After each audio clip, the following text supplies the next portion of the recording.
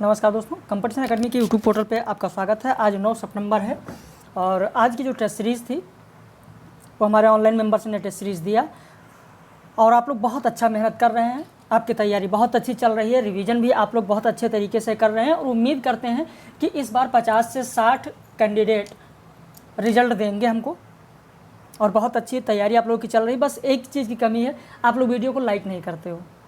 चलिए कोई बात नहीं, खैर।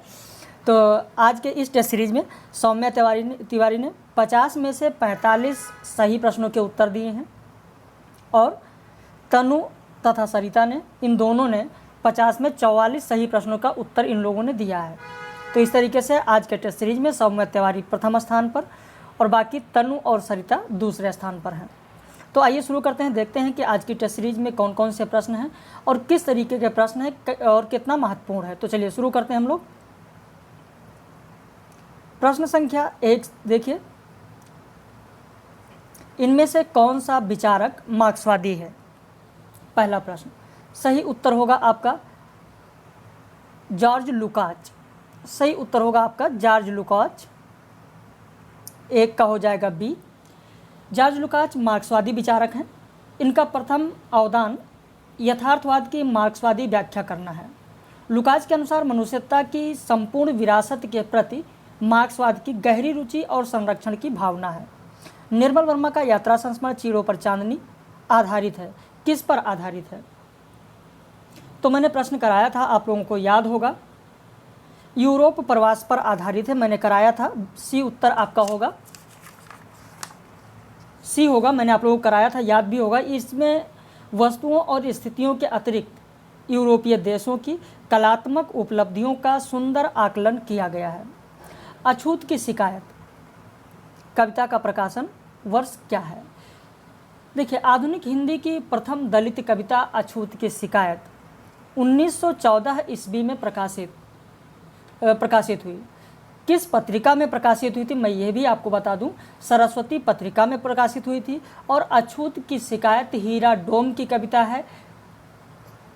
साथ ही साथ ये भी बता दूं, अछूत की शिकायत भोजपुरी बोली में लिखी गई कविता है। अब देखिए, यहीं पर प्रश्न एक है लेकिन कई सारी चीज़ें आपकी तैयार हो गई। प्रथम दलित कविता कौन सी है? अछूत की शिकायत। किस वर्ष प्रकाशित हुई? 1914 में। किसकी है? हीरा डोम की है। किस बोली में है? तो भोजपुरी बोली में है। किस पत्रिका में प्रकाशित हुई थी? तो सरस्वती पत्रिका में प्रकाशित हुई थी। देखिए, किसी चीज़ को पढ़िए तो उसके बारे में थोड़ा विस्तृत अगर आप जानते चलेंगे तो आपके लिए बहुत ही मदद करेगा परीक्षा में। निम्नलिखित में से किस उपन्यास का संबंध आप्रवासी जीवन से है? सही उत्तर होगा लाल पसीना।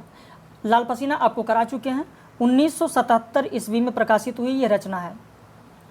अभिमन्यु अनंत का है, जिसको मॉरिशस का प्रेमचंद भी कहा जाता है। अभिमन्यु अनंत की रचना लाल पसीना 1977 ईस्वी में प्रकाशित हुई और अभिमन्यु अनंत को मॉरिशस का प्रेमचंद भी कहा जाता है। इस उपन्यास में अप्रवासी भारतीयों के दर्द भरे जीवन का चित्रण किया गया है। इस उपन्यास यानी लाल पसीना की अगली कड़ी की अगर बात करें तो अगली कड़ी या अगली रचना इसकी है गांधी जी बोले थे, जिसका प्रकाशन 1984 ईस्वी में प्रकाशित हुई थी।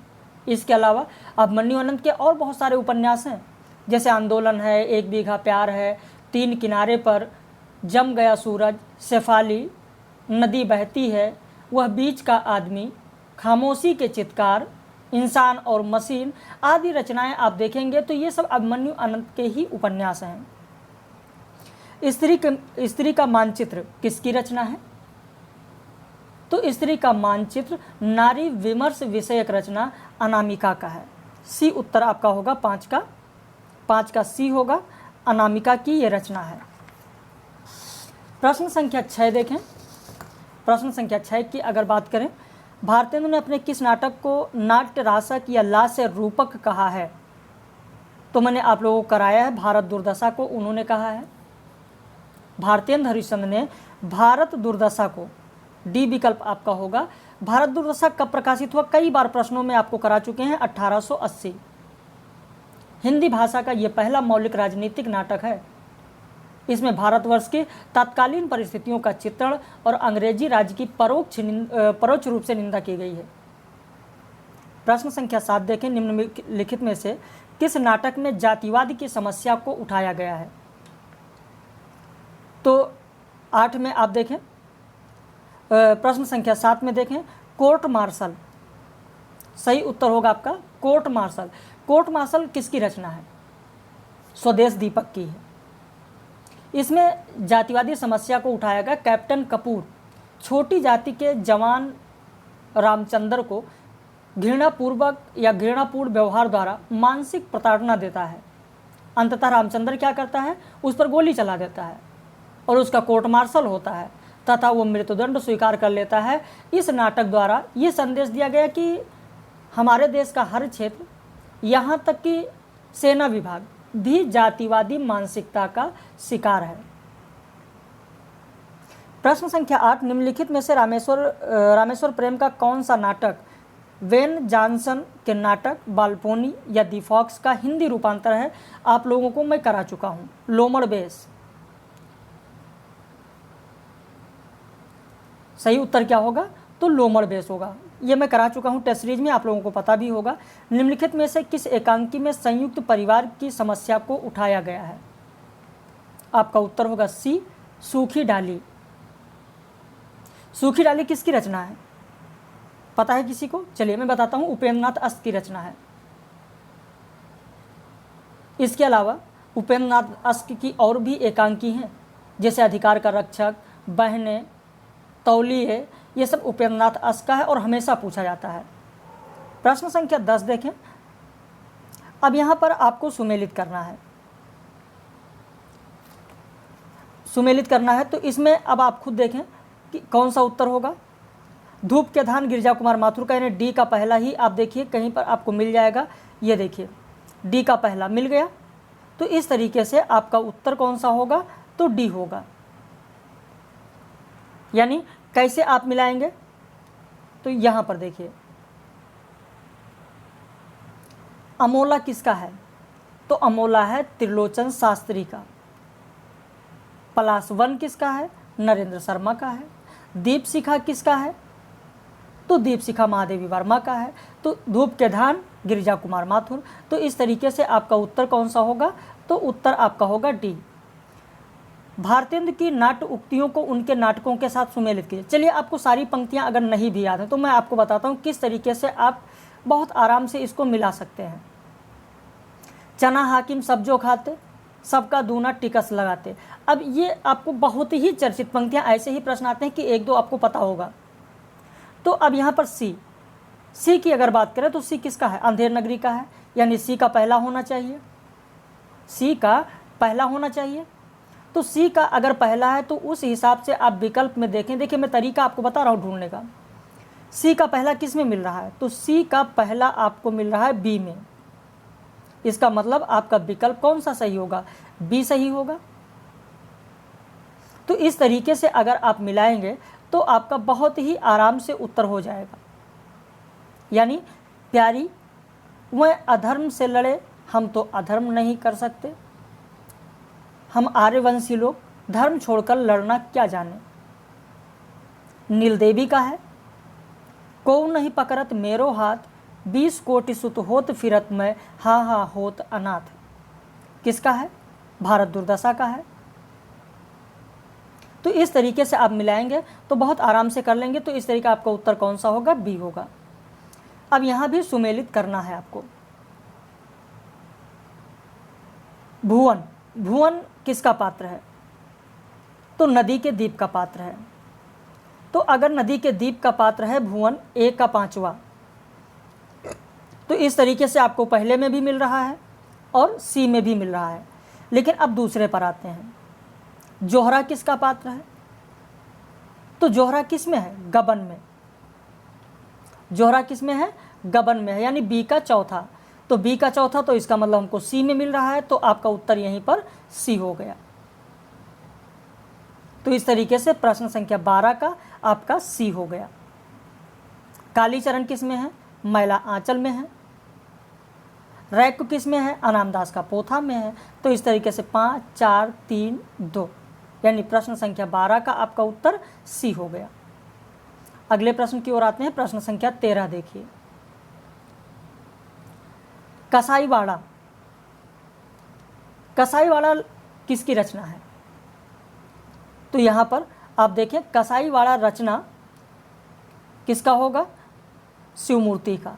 तो ए का आपका दूसरा होगा, और जब ए का दूसरा होगा तो आप बहुत आराम से इसको मिला सकते हैं। ए का दूसरा यानी पहले ही विकल्प में मिल गया।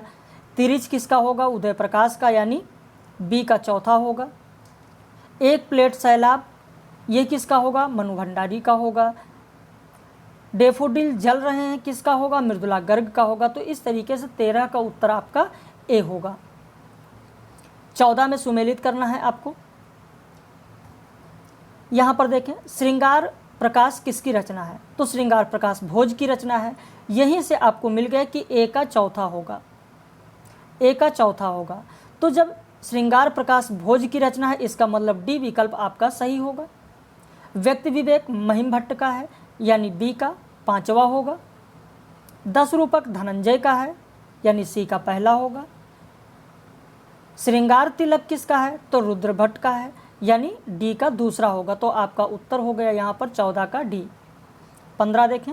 हाँ, 15 में आपको बता दें, शायद कहीं पर अभी किसी ने कमेंट किया था, मैंने गलती से कहीं पर रामचंद्र शुक्ल बता दिया है, तो ध्यान रखिएगा, रामचंद्र शुक्ल का नहीं है, बल्कि ये होगा आपका रामविलास शर्मा।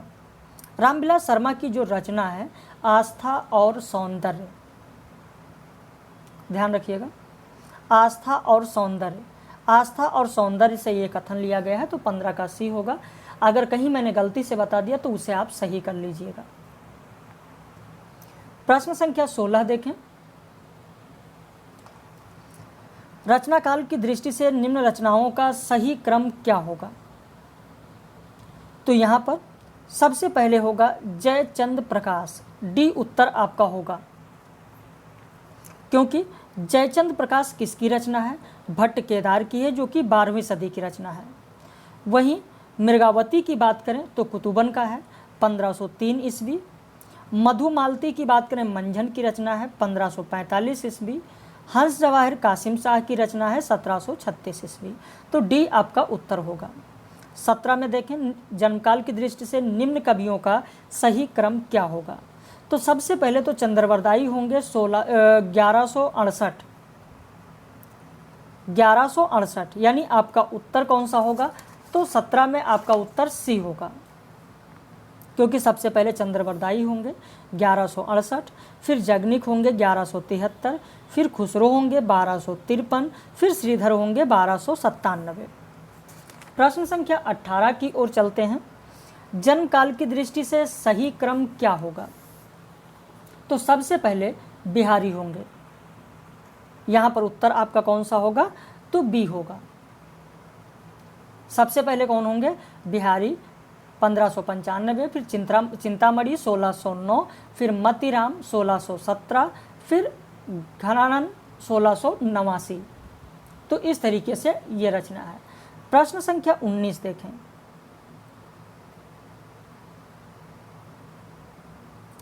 19 देखें। 19 में देखा जाए तो इनमें आपका सही विकल्प ए होगा, 19 का ए होगा, क्योंकि गोविंद स्वामी की बात करें तो 1505 है इनका जन्मकाल। आलम की बात करें तो आलम का 1683 है। गुमान मिश्र की बात करें तो 1743 है। बैताल की बात करें तो 1782 है। हिंदी साहित्य का इतिहास में रामचंद्र शुक्ल ने कृष्ण भक्ति शाखा के कवियों को किस क्रम में प्रस्तुत किया है? तो यहाँ पर डी होगा उत्तर। सबसे पहले उन्होंने परमानंद को रखा है, फिर चतुर्भुज दास को रखा है, फिर छीत स्वामी को रखा है, और उसके बाद गोविंद स्वामी को रखा है। प्रश्न संख्या 21 देखें। रचना काल की दृष्टि से निम्नलिखित कवियों का सही अनुक्रम क्या है? प्रश्न संख्या 21। तो यहाँ पर सबसे पहले स्वयंभू होंगे, फिर पुष्पदंत होंगे, फिर अदमान होंगे, फिर हेमचंद्र होंगे। प्रश्न संख्या 22 देखें, तो ये आपको टेस्ट सीरीज में हम करा चुके हैं, सबका लिखवा चुके हैं, आपको पता होगा। सबसे पहले बिहारी होंगे, फिर देव होंगे, फिर भिखारी दास होंगे, फिर पद्माकर होंगे। प्रश्न संख्या 23 को आप लोग हटा दीजिएगा, जो टेस्ट सीरीज मैंने भेजा है आप लोगों को उसमें इसको हटा दीजिएगा, क्योंकि उत्तर ऐसे होगा। पहले होगा हरिवंश राय बच्चन, पहला हरिवंश राय बच्चन होंगे, फिर गोपाल सिंह नेपाली होंगे, उसके बाद नरेंद्र शर्मा, फिर रामेश्वर शुक्ल अंचल। हरिवंश राय बच्चन का है 1907, इस प्रश्न को हटा दीजिएगा।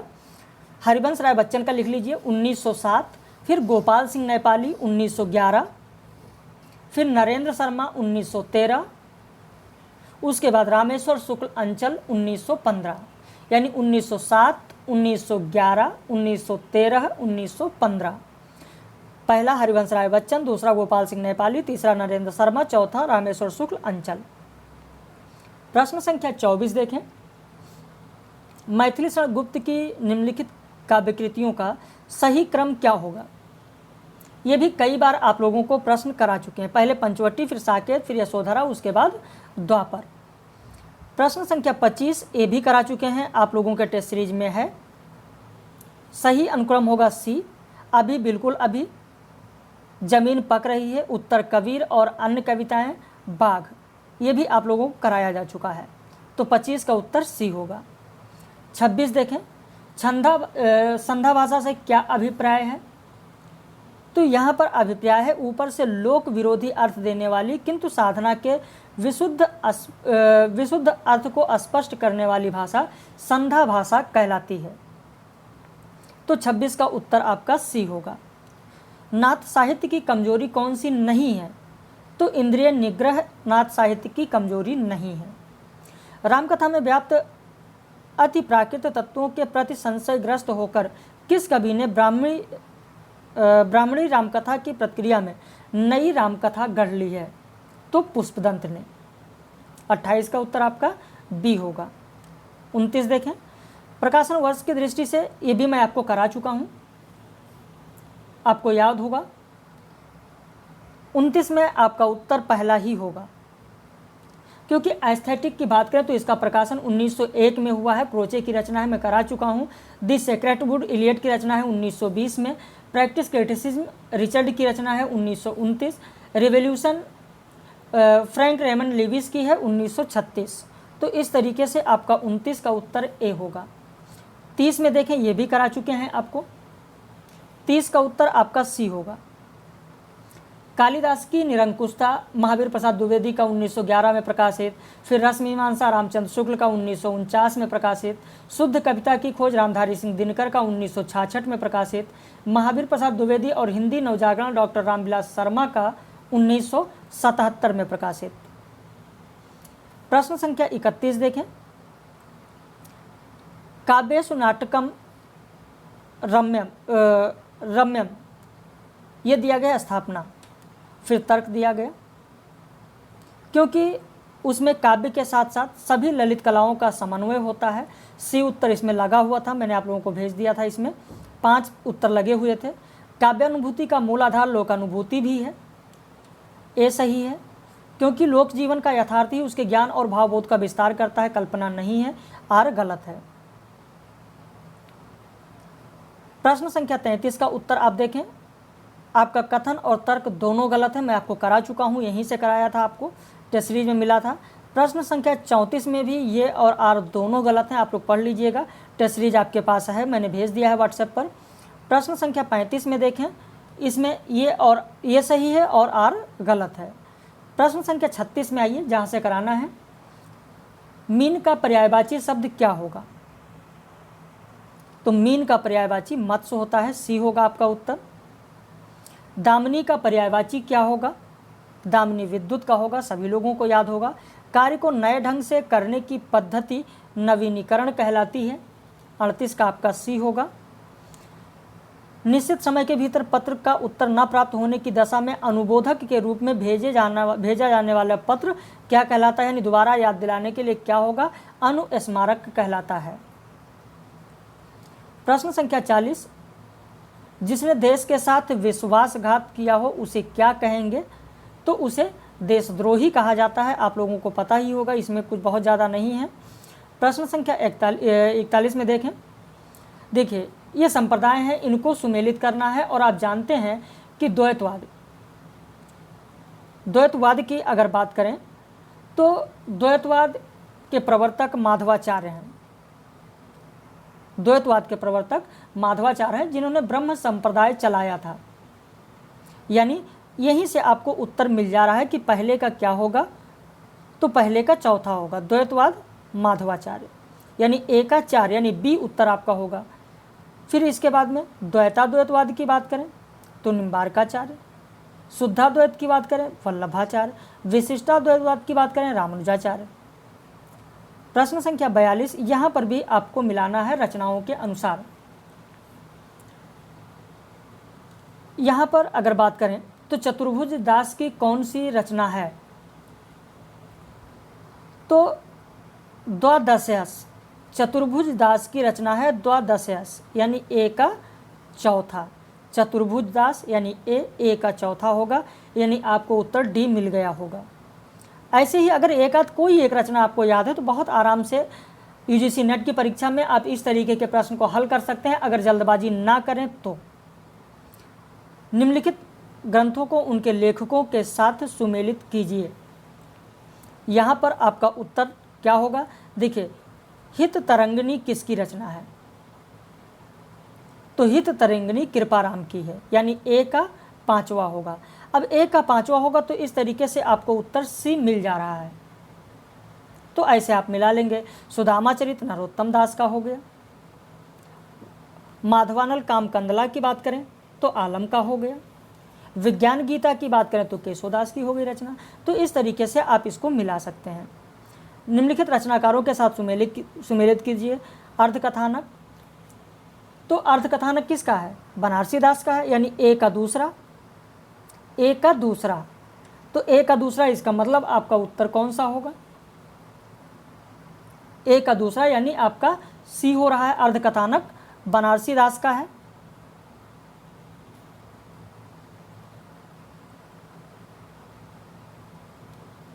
अर्धकथानक बनारसी दास का है, यानी आपका उत्तर कौन सा हो रहा है? तो यहाँ पर मिल रहा है बी। तो अर्धकथानक बनारसी दास का हो गया। काव्य कल्पद्रुम जो दिया था वो सेनापति का है। अलक शतक यहाँ दिया गया है जो कि मुबारक का है। 12 मासा सुंदर की रचना है। ऐसे यहाँ पर प्रश्न संख्या 45, तो ये तो सुमेलित दिया ही है, आपका उत्तर बी होगा। यहाँ पर ये पहले से ही सुमेलित है इसमें।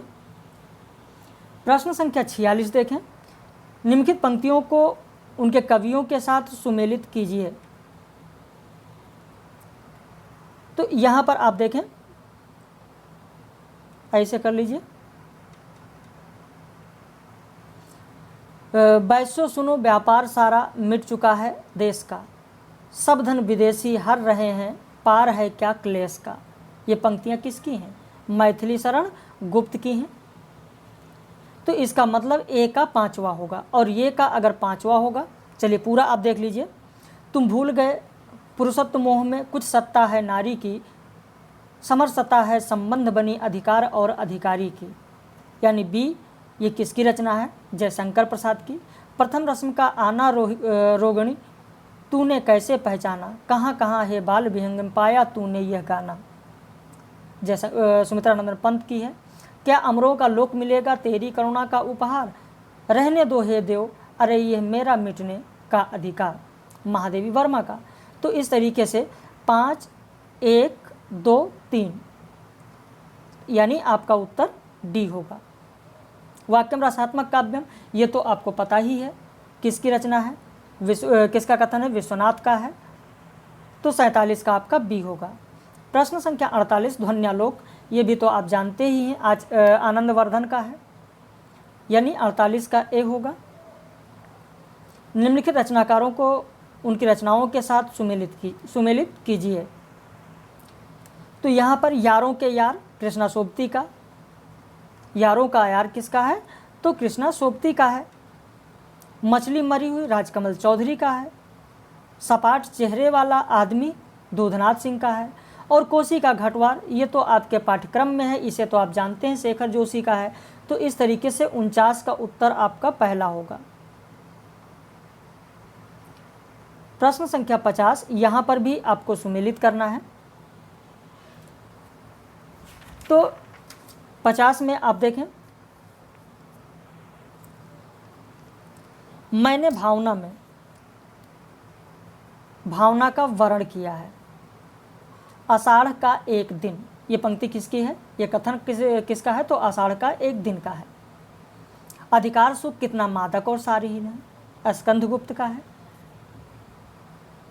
समझदारी आने पर यौवन चला जाता है, जब तक माला गूंथी जाती है फूल कुम्हला जाते हैं, चंद्रगुप्त का है।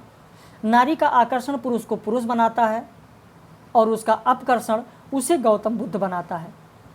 लहरों के राजहंस यानी 3, 5, 1, 2 आपका उत्तर होगा। पहले आषाढ़ का एक दिन, फिर स्कंदगुप्त, फिर चंद्रगुप्त और फिर लहरों के राजहंस। तो 3, 5, 1, 2 बी विकल्प आपका सही होगा। तो इस तरीके से आपका उत्तर हो गया बी। तो 50 में आज जो टॉप पे हैं, जिन्होंने 45 सही किया है वो पहले स्थान पर, फिर दूसरे स्थान पर 44 वाले हैं। तो आप लोग भी ऐसे मेहनत करें और आगे बढ़ें। जहाँ कोई समस्या हो वहाँ पर ज़रूर बताएं, वीडियो को ज़रूर लाइक कर लें। और कल टेस्ट सीरीज़ दूसरी मिलेगी जो हैंड रिटन होगी, हाथ से लिखी हुई टेस्ट सीरीज होगी। तो हम लोग कल फिर मिलेंगे टेस्ट सीरीज़ के साथ।